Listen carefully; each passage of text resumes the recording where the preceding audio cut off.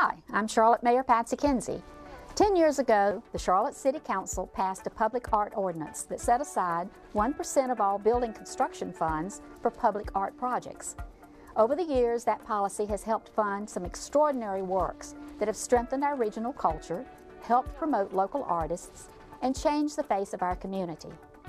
In honor of the 10th anniversary of the ordinance, we're celebrating public art and all that it does to enrich our region. I guess each of us can name many large cities, but it is only the cities with great art that we call great cities.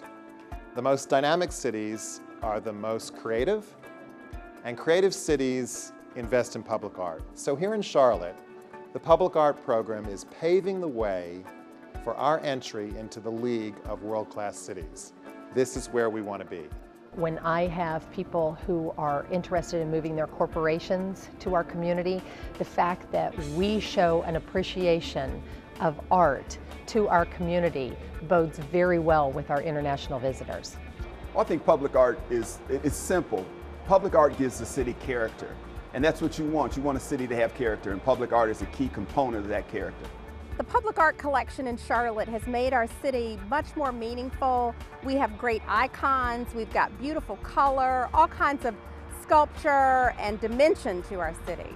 What we've done on the Public Art Commission is to try to garner public input.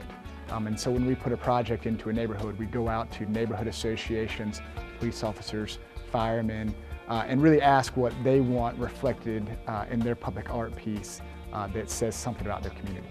Public art is massively important to our community landscape, and I can speak to this from a neighborhood perspective. If you see where we're standing right now, for example, this bridge used to be a blight on our community. It wasn't safe, and by doing this public art project, we cleaned up an area of the neighborhood that's not only made it safe, but it's made it beautiful, and it's been a significant historical reference.